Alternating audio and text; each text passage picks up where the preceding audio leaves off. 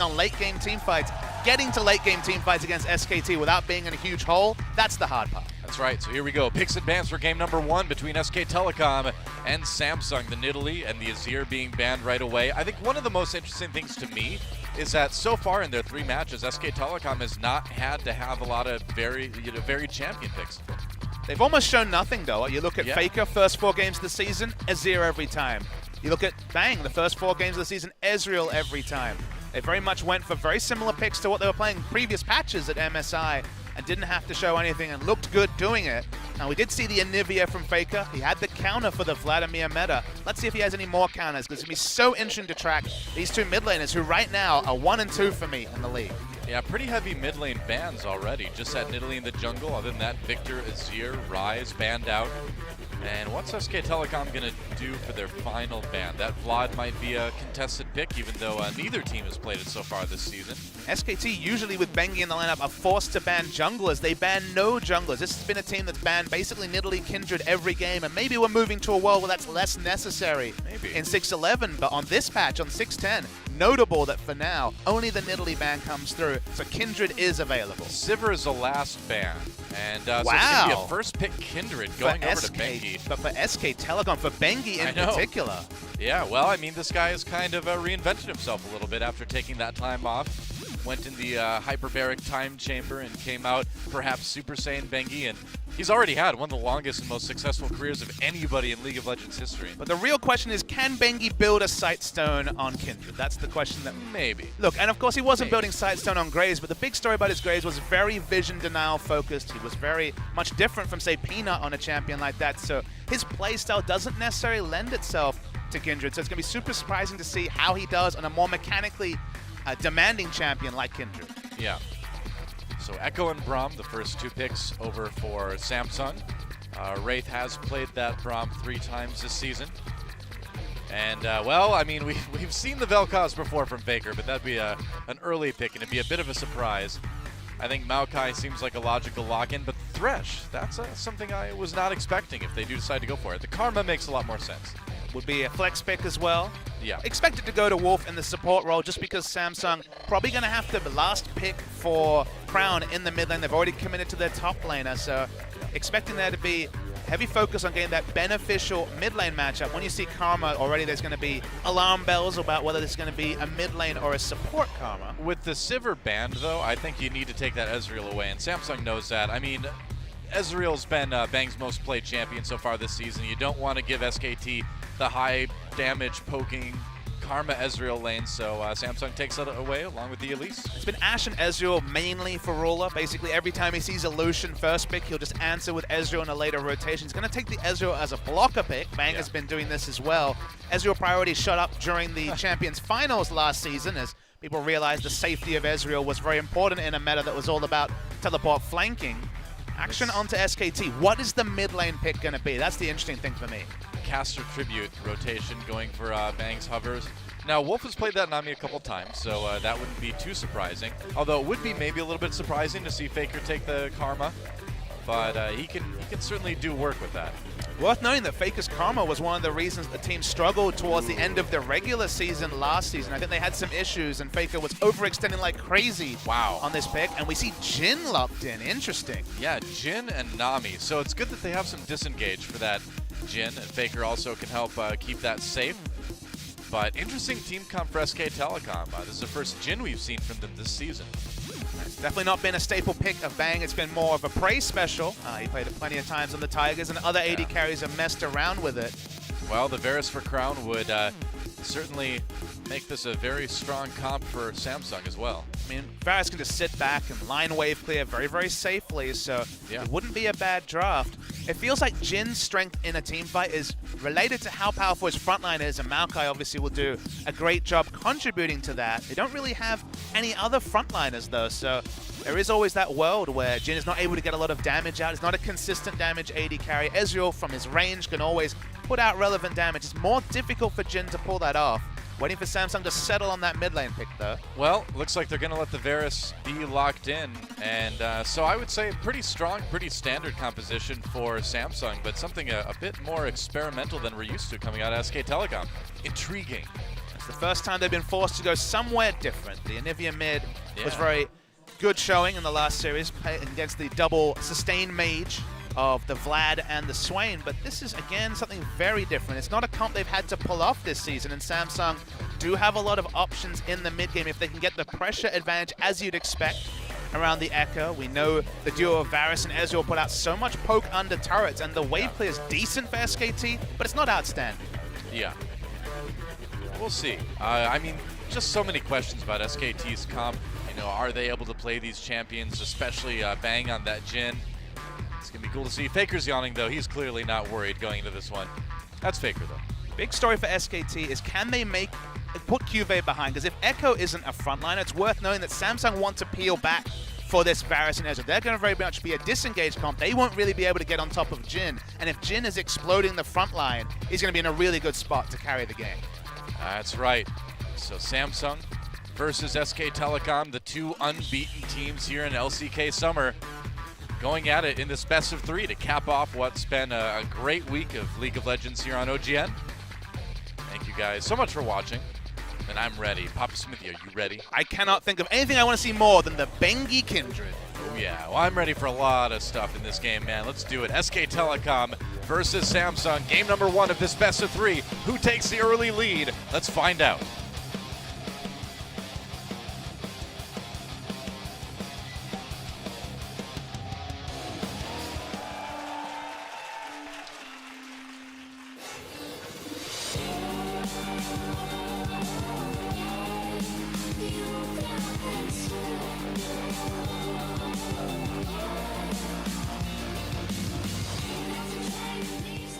And of course, the Cloud Drake, as usual, it's the 3rd time in a row today. SKT versus Samsung, game number 1.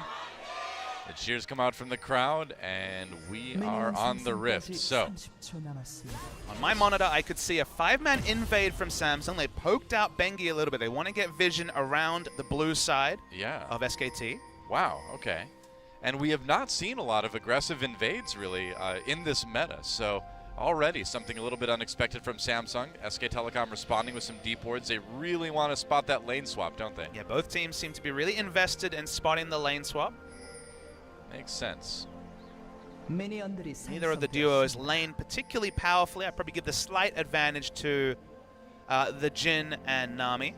Yep. So many fans out today to watch the top 2. Well. Hey, Wolf. Oh, Wolf. Slow zoom into the wolf. The eyes of the wolf. Lane swap successfully navigated by Samsung. Whenever you put down all the early vision you have in one area, you can basically guarantee that a lane swap will happen, because otherwise you're swapping back into an area where you don't have vision. So it makes a lot of sense to continue with that. All right. Strong side starts by both jungle support duos, so no one's getting risky or frisky trying to jungle on the weak side. And the Faker versus Crown lane. I mean, you know, Karma has a decent amount of poke, but I think Varus is the one that's probably going to end up winning that war most of the time. Sort of lane where if you gank it early, you can send the Varus behind. If Varus has to use Flash, because when you think of Varus, you think of him clearing waves with his Q confidently, but that requires a lot of levels in the ability and a bit of mana sustain, because the cooldown's actually very high in the early game. So the early tempo advantage is almost exclusively with the Karma. So expect to see Bengi try and influence that. Otherwise, just naturally over time, Crown will get in a really comfortable position around level 9. Right. All right, Ambition going for an early blue steal too, but they're going to do the lane swap anyway, so no big surprise there. It is so weird that we've seen all these Cloud Drakes starting off, man. I don't know what it is. I think Achilles and I was spoiled with all the infernals and mountains in the telecom wars, but especially today, what's going on with these clouds? We'll see. When Monty and I were casting earlier in the week 2, we had like 5 or 6 in a row or something like that. It was insane. The rotations. It's the worst one, man. They're not even that good for rotations, so it's not the best Drake. Nothing will make us like the Cloud Drakes. Give up. Give up, Rito. Give us the Drakes we want. I mean, the one thing I said, and I said this on cast before, you have to be very careful with the Cloud Drake, because if you change just a little about it, it becomes easily the best Drake. If it was 15 movement speed in combat, it'd be crazy strong. Because of how it is right now, it's quite weak, but how they tweak it will be interesting. I think it has to be a non-movement speed related side buff. Someone mentioned tenacity today. I think that would be okay, but it needs to be something, because if you make it too strong, movement speed was always something that people craved but couldn't itemize into naturally outside of AD carries. So if you give combat movement speed, suddenly it jumps up to the strongest Drake. I know Monty was talking about what if it gave you armor and MR, you know, kind of a counter to the Infernal Drake buff. If you gave it tenacity, I think you'd kind of randomly ruin pick comps on the other side. I mean, 5% tenacity is kind of like a bonus, right? It's not going to make or break anything, but I take your point. I think armor and MR would be interesting, but I feel like it'd be too much to have movement speed, armor, and MR, so... Well, yeah, just take the movement speed off it. And is it really a cloud anymore? Well, I don't know. Not really. You could make it a Ice Drake. Yeah, Ice Drake. I mean, because we have water, and clouds are just the gaseous state of water, right? So why can't we have the solid state? Solid state. Coming to you soon. Maybe. Probably not. All right, Kube's going to recall, and we'll see where he heads. It's worth knowing that itemization for this game actually betrays what Samsung wants to do. I mentioned that this is a late-game team-fighting comp. You see double tier, and that very much confirms that they're looking to play for the late game. You see an item like Forbidden Chapter for Faker, a lot more aggressive itemization available to the Karma. So early fighting going to be behooved for SKTelecom. Well, that's what SKT's been so good at, right? They're good at like taking those early fights, dominating them, and then chaining that into a lot of objectives. They just play to their comps very well, because SKT have been guilty of playing very passive comps. You know, they love Ezreal, for example, as one of the more passive AD carries, at least early. But they know how to play around what they draft, and there are definitely teams out there that struggle to do that, even at the highest level. Yeah. So the first non-Azir, non-Anivia pick for Faker this season. And I mentioned it during the pregame. He played the Karma towards the end of spring season, mainly when Lulu was nerfed and was no longer the go-to for Faker in the mid lane.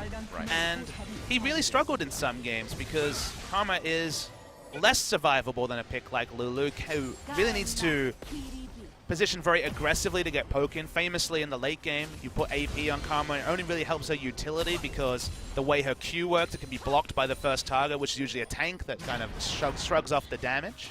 Duke's getting a lot of time by himself up in this top lane, and he's developing a pretty nice CS lead. It took Samsung a bit longer to take down that bot turret, so nice little edge for SKT, I suppose. Just one thing to note is that, as I said, Faker won't be able to do damage to the backline. Jhin also will kind of struggle to do that. So if they hold Cuvée down and can take down the front line, Samsung have to run in all directions. They'll be in a good spot, but consistent damage for SKT is really only Bengi. It's interesting. Bengi not the Kindred type of jungler as we know him right now, but like we said earlier, the guy's he's trying to reinvent himself, so we'll see.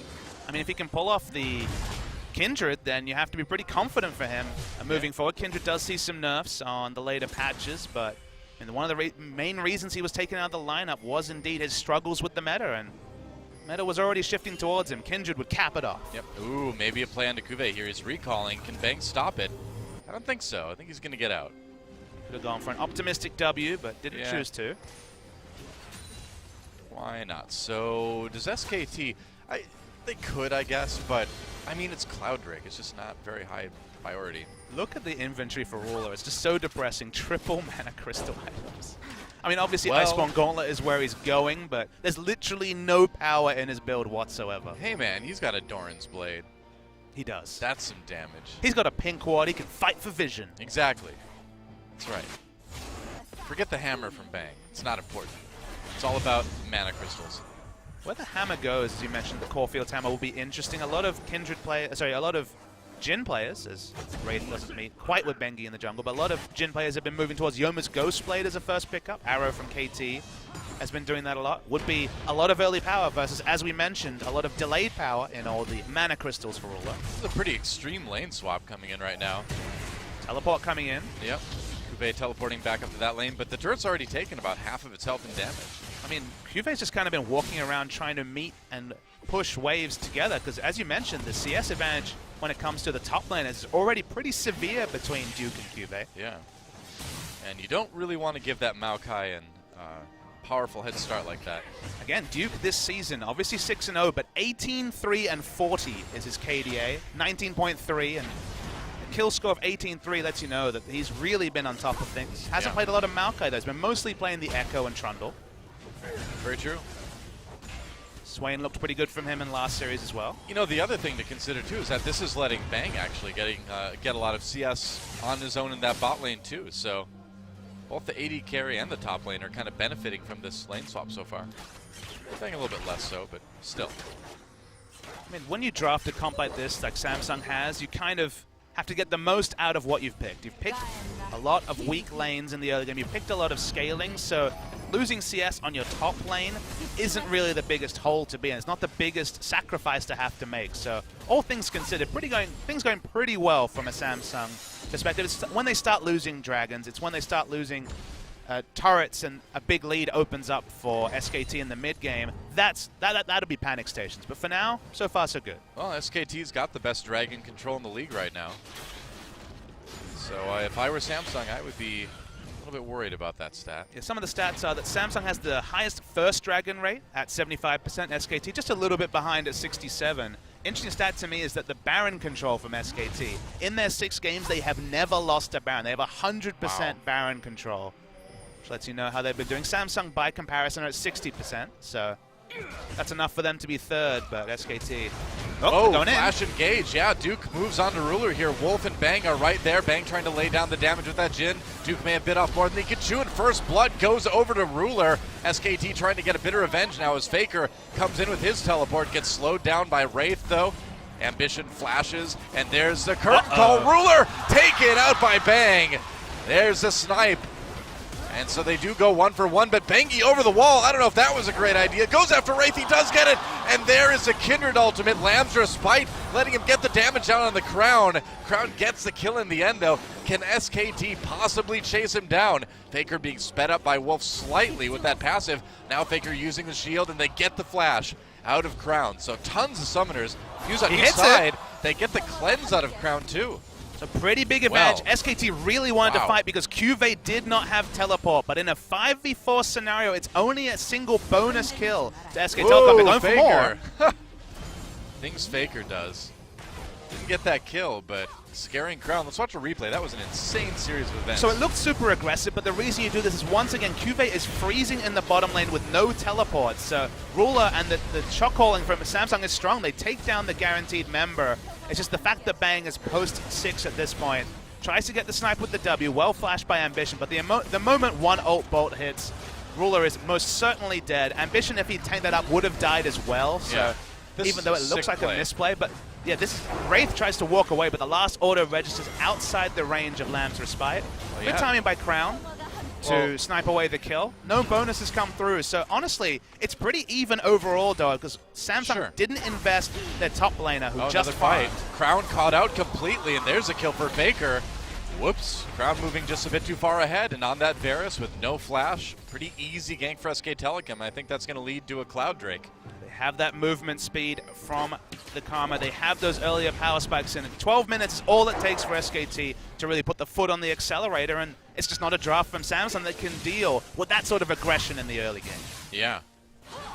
This is what makes SKTelecom so terrifying, is that they find these opportunities, and everybody tends to play it out pretty perfectly. I think Find kind of undersells what they do, is that they manufacture these situations. If you remember what happened in the early game, if you were to surmise the first 10 minutes, you're like, well, Maokai got a huge advantage over Echo. So the first time in the whole game that Echo gets access to a big minion wave, SKT all in and force a fight. There's no teleport available for QV. Yeah. Even though he got the free time with the minion wave, you can see he's still 17 CS behind. So SKT set up a situation where QV both can't respond and doesn't want to. He very much wants to be freezing a wave and farming, and they punish Samsung for it. So even though it looked like Samsung were getting a free fun time farming, SKT set it up, they execute, and now they find themselves with a comfortable gold lead, but nothing outrageous.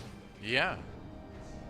Good start, though, for SKTelecom, and if you're the Samsung team right now, I think you're certainly starting to feel a bit of the fear that everybody feels when they're playing against SKT. Drafting a late-game comp against SKT almost has always felt like... That's bold. Bold is an understatement. It's very bold. Oh, whoa, no way. casually steals away the blue with Aqua Prison. No kidding. That was an extremely nice steal from Wolf. Because you've lost that fight, and as Samsung, you probably feel like you're further behind than you actually are. It's only 1,000 gold we know and a dragon, but the itemization doesn't help, though. You look at it, Merlanomicon versus Tyr, and just the parts of a Yoma's Ghostblade. Sure. Tyr Iceborne versus complete stats everywhere. Now, Ambition had Smite up, too, so he just didn't Smite. Wolf just takes it. Well, he thought he didn't need. He wanted to save the Smite. I guess so, but punish for it. But again, the items are early power spikes, and the champions are on the whole earlier power spikes for SKT. Duke's going to pick up the Rift Herald buff now as well, so SKTelecom kind of getting everything at this point. And the question is, how much can Samsung give up to get to this late game phase without just already being too far to be able to fight? Well, SKT has a lot of the map already. It's looking pretty rough. Bang laning against Cuvée. Right now in that top lane, they've got plenty of vision in there. They've also got Nami and Kindred in the jungle. Just keep them safe. Wolf comes in onto Cuvée, putting in some damage, and they can dive this. There's the exhaust onto Cuvée. He's going to ult back in. Bengi ready for him. There's a tidal wave. Great stop. And that's another pick for SKTelecom. Man, these guys are looking unstoppable. They will trade turrets, but SKT does it with the kill. And we just came out of a series where I was talking about a jungler pathing with a split push advantage. In this game, you see Bang being sent to fight against Cuvée 2 levels up, despite being AD carry, against Cuvée, who had, at the time, a Spectre's Cowl and Merc Treads. He had no armor, so it was excellent lane assignment, but they go further than that. They push the vision there. They actually have the people ready for both a dive and complete vision.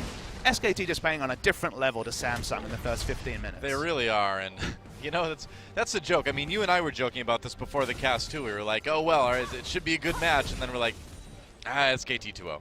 And we're only 15 minutes in, but already you kind of get that feeling, don't you, where SKT just seems to be in a class of their own. But you know, if Samsung can take the game long, they can come back.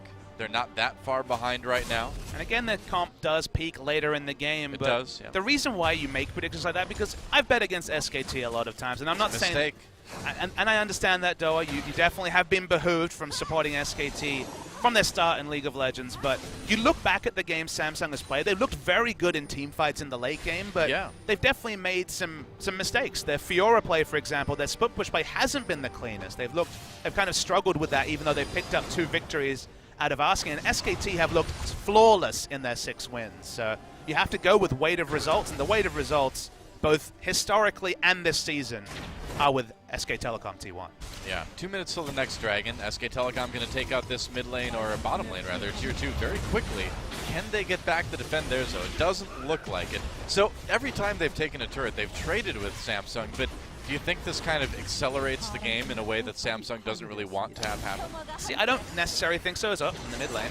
Coming in onto Cuvée. Cuvée dodges the Aqua Prison. Faker gets the snare. There's a tidal wave. Cuvée getting very low, and Faker picks one up. Just the chaining of the CC from SKTelecom. The synergy right there between Faker and Wolf.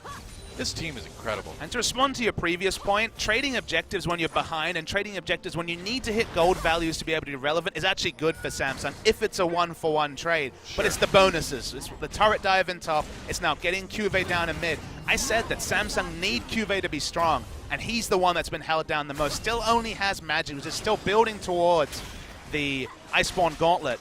If he doesn't have armor, if he cannot be a frontliner, Jhin is just going to run rampant, and so will SKTelecom in the fights, regardless of how much gold goes on to Ruler and Crown. Yeah. Only about a minute now till that next dragon, and I got to say, SKTelecom seemingly to kind of have their way with the map right now. I mean, Samsung can't fight for the next dragon. If they do, it's just a mistake. Jhin will have a field day taking out people on the front line. Yeah. And Karma, you know, it's very, very powerful. 3-0-0 Merlanomicon and Needlessly Large Rod. She will still be DPSing out the front line. So Samsung, they drafted themselves into this situation. They need to accept the fact that the next dragon is not something they can fight for, but the one after that. In the next 6 to 7 minutes, if they get some items on their front line, we get closer and closer to a fight where Samsung can be competitive. Yeah, the objectives have been keeping Samsung in the game. You know, trading those turrets has been able to keep them fairly close at least. I mean, look at the gold. It's 1,500 gold. That's by no means massive at 18 minutes. No, not at all. It's just when you watch the team fights and you actually watch these teams interact, it looks like a much bigger gap than it actually is. So basically what Samsung want to do is basically feign interest around the Dragon and let Cuvée up top get the farm. He needs items desperately. He's already 40 CS behind a Maokai. And so that's what Samsung really needs to focus on, because the Dragon is not a realistic objective for them right now. A good poke from Crown. Oh, here we go. Curtain call, yep, slows down Crown a little bit. Wraith blocking some damage. There's a tidal wave. Ruler dodges it. They're going to go in anyway. Duke in the back. There's a Braum ultimate. Turned around on the SKTelecom. Bengi has to back away. And so SKTelecom forces Samsung back for the moment anyway. Teleport is cancelled, it's worth noting. Bengi DPS'd out a little bit. So SKT not getting the picks they were looking for, but have they forced Samsung back enough to take that Dragon? They now have a double teleport advantage, so they have the run of the map, that's for sure. He keeps desperately farming up, but so far behind having core items to be able to frontline. And while the Drake was always going to be free, it is the freest it can be right now. Yep, so that's an Ocean Drake now. For SKTelecom getting that regeneration. Cloud next, Doa. Oh, Duke wants that blue buff. And he's going to take it away from Cuvée. He's going to go in. There's a twisted advance. Cuvé's going to get the stun onto Duke, and that's going to help him escape. For now. For now. For the moment. I mean, you just look at the item disparity between the top laners, Spirit Visage and the Glacial Shroud versus now just the Iceborne Gauntlet. Right. We're starting to close a little bit, but definitely teamfight power advantage to SKT. Well, it's going to be a pretty impressive comeback if Samsung can win this game. And, you know, to be fair, we did see them make a very impressive comeback against Jin Air in the second game of that series earlier this week.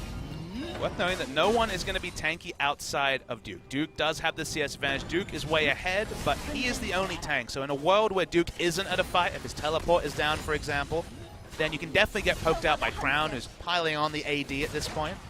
But if Duke's there to soak up all the damage in the front line, that's when things kind of fall apart for now for Samsung. Yeah. All right, mid lane pressure from SKT. Bang has to be a little bit careful there. Very low. So one of the reasons why the Kindred's actually a better pick in this meta for Bengi than it was previously is that in a world where you had to stack up the jungle item to get the Devourer, you know, Bengi wouldn't be able to play his normal style of playing around lanes, of farming, of putting down wards. But you can see he's 30 CS behind an Elise, which is crazy to think of. Normally Elise is exclusively around lanes putting down vision. So, but with Blood Razor and now no stacking, he doesn't necessarily need to have the same trade-off that he wasn't happy to make in previous metas. True. Teleport coming in and try to make a play here. Baker comes in for a little bit of damage. Duke, though, a little bit caught out. There's a tidal wave. They do catch Crown. Damage coming in. Yeah, that's right. Curtain call. Bang not able to quite find the angle. There's a three-man Aqua Prism as SKTelecom engages. Ooh, Bengi very low, though. Has to pop the Lamb's Respite. Ambition, he has to repel to try to stay alive. So far, no kills. Ruler takes some damage as he duels with Bang over the wall of the Raptor Pit. And SKTelecom has to back away. So Samsung not winning the fight, but holding their own. Just being able to not lose any members that stops a Baron pickup. This felt like Baron o'clock from SKT. A couple of kills, then a Baron at 22 minutes has always been their playbook. A good job by Samsung. They avoid anyone coming down. Two people perilously low, but they can't even push the minions and taken out a turret. So massive win for Samsung to keep them in the game. Yeah, they needed to have team fights like that. They didn't need to win a fight. They needed to just not lose it, I guess, at this point. Yeah, when you have a scaling comp, going even and trading farm and not losing objectives is a win on the side of Samsung. So Wolf was really smart, but you notice here Bang in the back line only can use one barrel of the ultimate that has to cancel. The three-man Aqua Prison is just beautiful, but it's so close to the turret, and the return damage onto Bengi forces the ult. Everyone has to kite back. Ambition repels at 0 HP. It was so tenuous, but advantage Samsung just because they didn't lose anything and they have the scaling. Well, both Crown and Ambition got extremely low in that fight. They were like an auto or two away from dying. And if that had happened, you can imagine SKTelecom probably would have went for that Baron. As it is, they got some decent damage done to the mid lane turret. So close, but yeah, Samsung, I would say, the winner out of that last one. SKT, for what it's worth. A lot of vision around Baron, so clearly that will be an objective they want to take. They're looking for any way they can take this Baron. Yep. And they might be able to just take this mid lane turret. That'll certainly help out. Curtain call just to poke Samsung away as they finish off the objective. And they'll get it. Eventually. There we go. And that means that an objective like Baron becomes easier and easier to engineer. You can push up the wave, get that aggressive vision, keep controlling this area. They've had a pink stuck on top of Baron for the past 3 to 4 minutes. Yep. Wow, Faker going in onto Ambition, forces the repel. He comes down, Wolf right there. Forces the flash into the red buff pit. And it's things like that. You know, SKTelecom just getting the summoners out that are going to make this Baron possibly a bit easier later on down the line. The Baron damage isn't outstanding. Jhin, for example, doesn't have a lot of standing DPS because he's more of a spell casting or spell weaving AD carry. But Kindred obviously is a very good Baron taker. So for now, it's just clearing vision. But 5-6 minutes time, tone definitely changes when it comes to SKT being able to rush down a Baron. Another Cloud Drake on the way, so that Dragon not the highest priority. Get closer. It's more stacks, which of course interact with the true damage burn on the Elder, so I suppose you still rush it down when you can for SKTelecom. Yeah, they'll take it, but they won't. They probably won't make a point of it, you know? Not with the Baron up. SKT desperately want the Baron, because the moment you get Baron, suddenly Maokai and Karma is the most obvious turret dive comp. Yeah. You just go, you ignore turrets, and you basically go for the dive and pick the kills up from there. And the wave clear from Samsung is good, but of course Baron buff negates a lot of that with the extra HP on the minions. So that's for sure the main objective for SKT, and they want to rush it down as fast as possible. Yeah, Samsung able to get vision on the Baron area now. As we see Duke and Kuve fighting it out.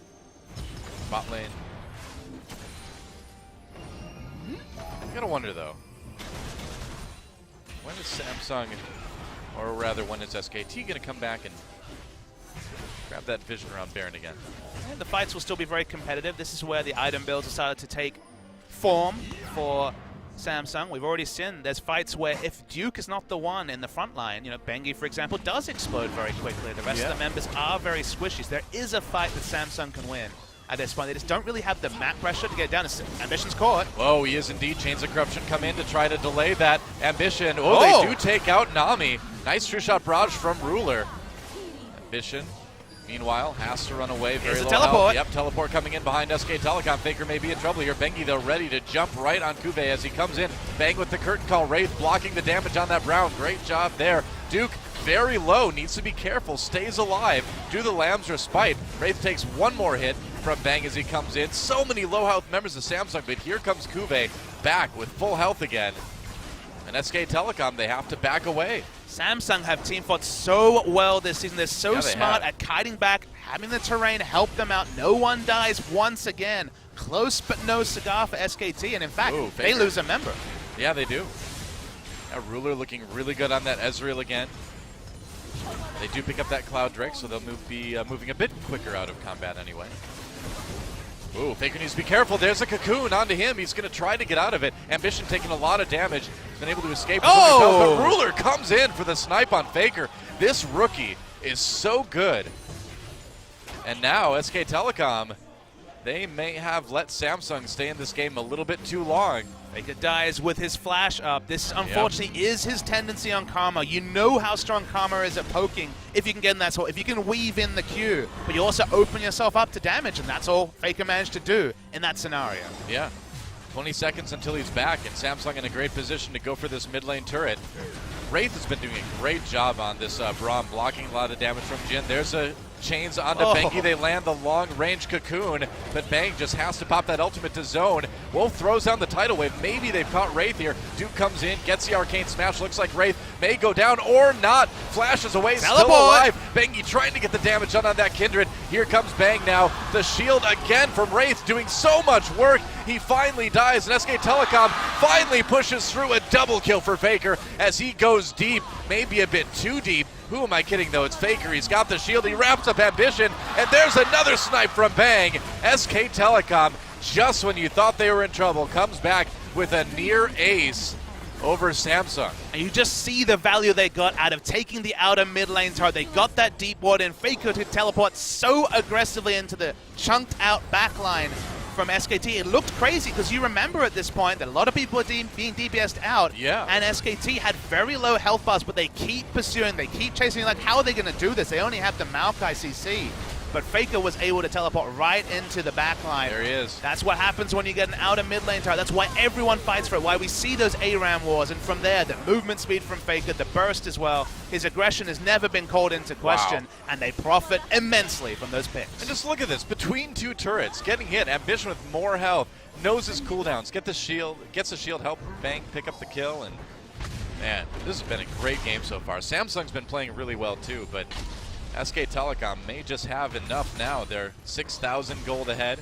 They've gotten the turret lead, and they just took the Baron during that replay as well. Faker had Death Cap already, now has the Zonias as well, and you wonder what AP really does on Karma. I talked about the utility. The shield is the the reason why he can go for those dives is he has a very short cooldown, massive shield. He also has the root on the W, so if he can't hit that damage on the backline, just rush into the backline, root up the priority target, and the rest of the team will do the damage for you. Yeah. Man, just thinking about our last best of 3, these teams are just in a completely different league, aren't they? It's nice to see Samsung not overawed. They played pretty well, you have to say, for the first 30 minutes. They're just, at the moment, being outpaced by a better team that went for the early game team comp, and know how to play it, that's for sure. Yeah, absolutely. This is going to be one of SKTelecom's longer games of the season. And we mentioned it, the average game time for SKT is the shortest, around 35 minutes this league. See, this one may be going a bit longer. We'll see. Samsung still with a chance to fight back. Oh, Duke, though, going in right onto Crown. He's pretty taking on that Maokai. Braum ultimate comes in, but look at Bengi doing all that damage to Ambition. Here comes the tidal wave over the top, the knock-up on Wraith at the very end. SKTelecom backs away. They did save Duke, though, for the moment. And now those shields from Faker coming in. You can see just how tanky he is. True Shot Barrage takes a chunk out of Bang. Whoa! Okay. That was a mistake for Ambition. Too aggressive with the recall. Was in vision and well spotted by SKT. No kidding. And there's the Lamb's Respite, just giving them a bit of shielding so they can take down that turret. Getting a heal in the end, too. Now Karma with the big mantra and E. They're going to dive in onto Crown. He's dead immediately. And SKTelecom winning this team fight. Are they ready to end the game right here? There goes Kuve. Bengi with another one. Been looking great on that Kindred. They're going to turn back onto the inhibitor. The death timers are not that long, but they may be long enough. SKTelecom has the Baron. They're going now for the Nexus turrets. Duke can teleport back in. He will after that recall. And SKT, are they actually going to end it here? He wasn't able to teleport on a minion to keep it alive, but it doesn't look like it's going to matter. There it is. The second Nexus turret falls. Ruler's still alive. Crown not up in time. And SKT, just like that, a 31-minute victory over the #1 team in the league. The other undefeated team, not anymore. Samsung loses their first game. SKT go to 7-0. Samsung now 8-1. SKT picking a scaling comp, which of course is what Samsung has done all season into SKT, has always been a bit of a fool's errand. They would run a Lulu comp and try to take you in the mid game. Well, guess what? Lulu's gone. Karma's still around. Faker picks it again despite his struggles at previous times, and the movement speed and the early power spikes, the aggression they showed. This is SKTelecom through and through. They haven't changed that much in 3 years, and Samsung, they tried something, but it did not work. Well, that was a great game, and you know, Samsung really did make it look competitive for a lot of it. They nearly had it. They were so close to having that strength to win those team fights. And you think of the team fights where they almost had someone die, and what would have happened if they did? There were 5 fights, and 4 of them Samsung, no one died. The one time they did, it was a wipe. SKT found all those objectives. Faker, come to my house for ramen. Well, hey, who doesn't love ramen? Wow, Faker with the most damage in that game on the Karma. The game didn't end before Karma was irrelevant when it comes to damage. The game was decided when Karma was at her strongest with Death Cap, Zonias, and Miranomicon very early in the piece. And Bang looking really, really good on that Jhin, of course. There's Kuma in the booth. SKTelecom now with a little bit of a break, a few minutes to decide how they want to approach game 2. And Samsung, I think this series could still go to 3 games. You know, that was not as one-sided as we have seen this season from SKTelecom, taking down their opponents. I think if they take double tier again, it's going to be the same story. They need to find some power in their lanes, because if SKT are allowed to run away with the game, they do it better than any other team in the world. Yeah, well, Samsung already looking a bit despondent, so hopefully they can pull it together during the break, and we'll see something competitive for game number 2. But SKT, man, storming into LCK Summer. And now storming into this best of 3 with a Game 1 win over Samsung. We'll take a quick break. And when we come back, game number 2, we'll see if Samsung can tie things up or if SKTelecom will get another 2-0, make themselves the only undefeated team in the league. I'd say it's pretty possible.